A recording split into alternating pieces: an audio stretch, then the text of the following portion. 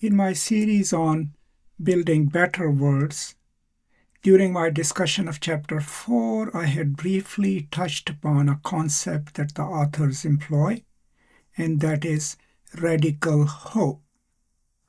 Now, I had read it through Freire, which I think is an apt reading, but after my conversation with the authors, I would now like to add a few more details about the concept, who theorized it, and why it is important for us to understand it within the context of the Zapatista movement, but also any other struggles of indigenous people or oppressed people.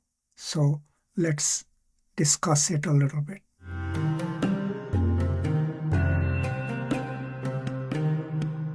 So authors are relying on Jonathan Lear's discussion of radical hope in his book entitled Radical Hope, Ethics in the Face of Cultural Devastation.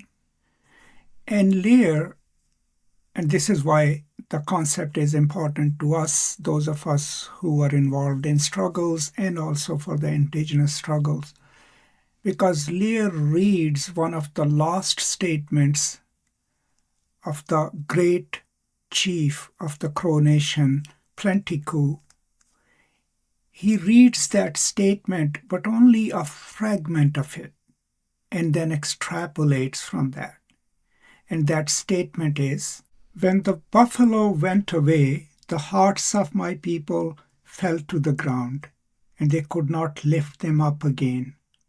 After that, nothing happened." Now, Jonathan Lear reads this last part of this statement. After that, nothing happened.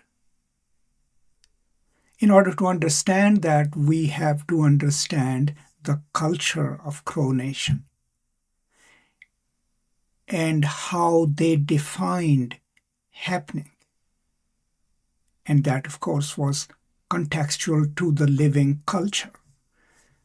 So the Crow warriors were famous for and defined their identity by hunting the buffalo.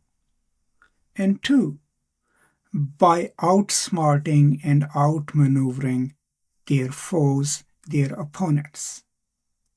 And the act of counting coup, right?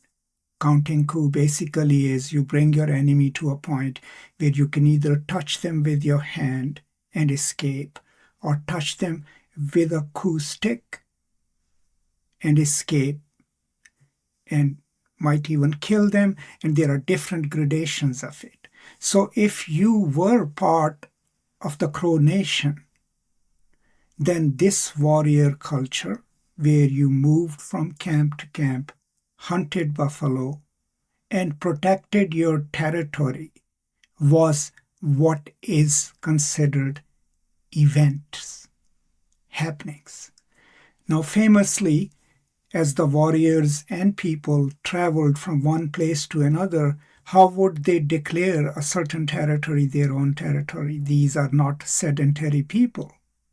So coup stick was crucial in that too, because they will plant their coup stick to tell their opponents that this is right now their territory.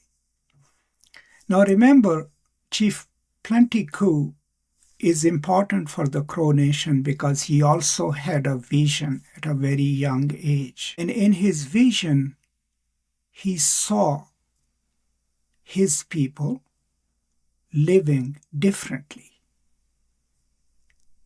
planting crops. And he, of course, is famous for encouraging his people to learn, to educate themselves. Now, of course, Crow are derided by Sioux and others, the Lakota, because Crow's tribe was the one that joined the cavalry and became their scouts.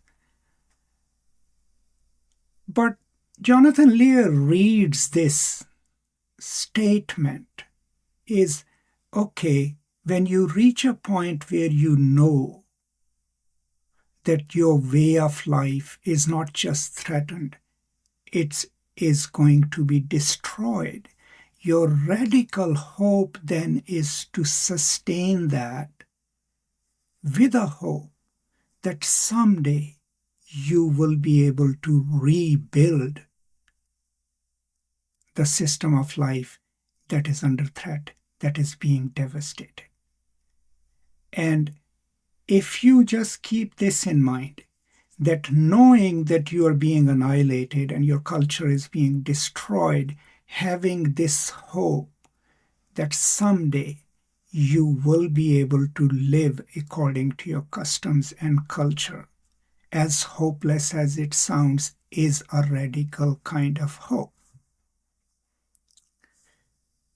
And that is what is important about the Zapatista movement as well. Here is a group of people who have been under different kinds of invasions for 500 years. They have faced state brutality, brutality by the private militias, land grabbers, landholders, landowners. Their way of life has been impinged upon, almost destroyed, but they continue working collectively towards change, towards protecting their territories, protecting their resources, protecting their culture, despite the fact that they are up against implacable forces of capitalism, state power, and private militias. That, in my opinion, is something that we can learn from the Zapatistas, and that is my understanding of radical hope through Jonathan Lear, who actually studies an indigenous culture and reads into their actions not from a deeply Eurocentric point of view, but from their cultural point of view. What Johannes Fabian calls the coeval learning and study of a culture, where you don't bring your own temporality and think that what you're studying is primitive, but rather study a culture, work with it within its own parameters, hopes, and aspirations. So overall, then, what we understand through the discussion of Chief Plantico's statements, it's understanding that yes, our people were defeated, but then continue working towards restoring your culture, restoring your national identity, and restoring whatever you can save, protect, and restore.